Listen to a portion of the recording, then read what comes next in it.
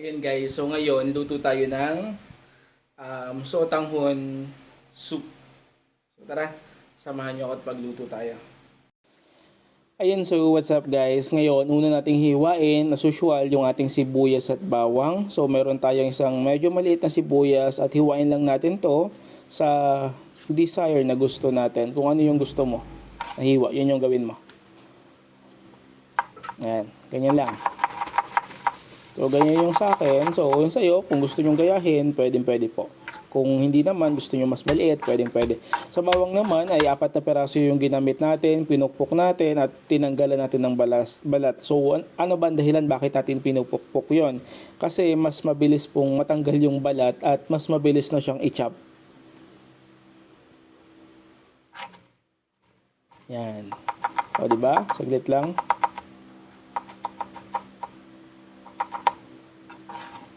Ayun. So, pagtapos natin yan, ay meron tayo ditong isang patola. Yan. So, malaki-laki na yan. So, balatan lang natin. Sana walang sira. Ayun. Meron siyang konting sira. Pero sa babang bahagi lang naman. Kaya, siguro okay pa rin yan. Maliit lang na parte yan.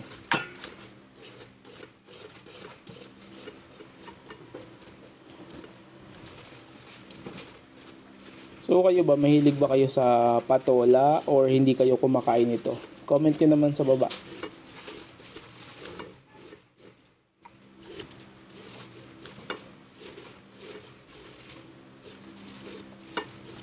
Ayun, so ganyan lang.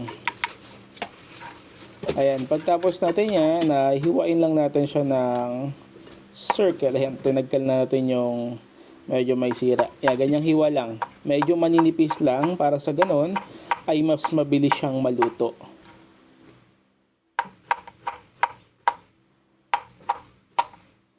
Ayan, so kaya tayo nagluto nito kasi parang namiss kong humigop ng mainit na sabaw.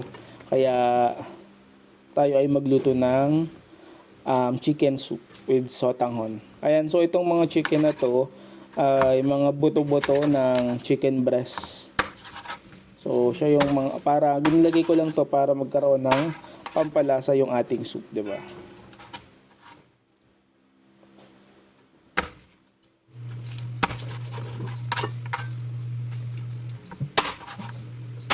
Ayan, pagtapos natin yan, syempre hugasan lang natin to ng mabuti. So, ito mga ginamit natin. Tapos ngayon, nagpainit tayo ng kaldero. Tapos, naglagay tayo ng mantika. Unahin natin gisahin na yung ating mga buto-buto ng manok.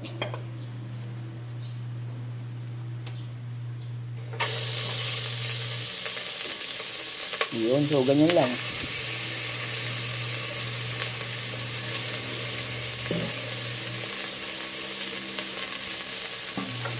Ayan, so halu-haluin natin ito para sa ganon hindi siya dumikit sa ating kaldero.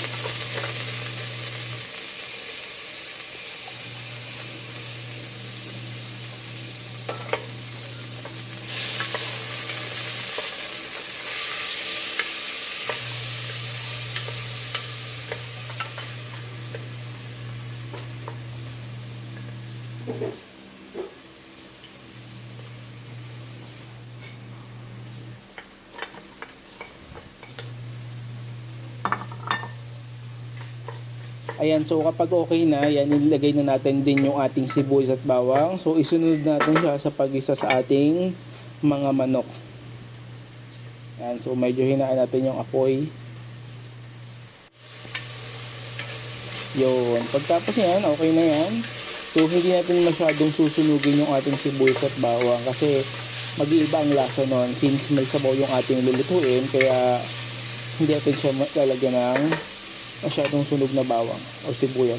So by the way, pwede kayong maglagay ng luya dito kung gusto nyo mawala yung lansa ng chicken or mas magkaroon ng aroma. So pwede kayong maglagay ng luya.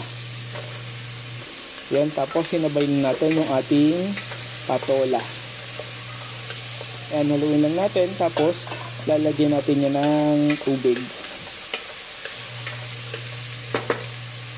So ito ay mabilis ang luto lamang kasi wala tayong masyadong nilagay na ingredients dito. Ayan, ganyan lang. Tapos, ang gagamitin natin ay Knorr cubes na lang. Ayan, isang Knorr chicken cubes. Yun na yun, wala tayong ibang ilalagay. Para mas mabilis, simple, walang etche boreche. Ayan, so kapag kumulo na, ayan, di ba, medyo nagdilaw ng konti yung sawagawa ng ating Knorr cubes. Ayan, so ganyan, kaya ninipisan natin yung ating patola para sa gayon mabilis maluto. Tapos, ilalagay na rin natin dyan yung ating sotanghon. Yan, dalawang maliit na sotanghon yan.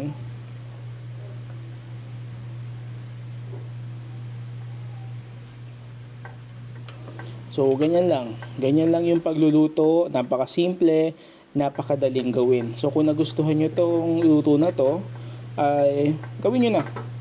Lalo na kung nagkikrave kayo sa sabaw. So, napakadali lang itong gawin. So kung nagustuhan nyo, huwag inyong kalimutang mag-like, mag-subscribe, mag-follow sa aking Facebook and YouTube channel. Para sa iba pang mga video, i-browse nyo lang yung aking channel.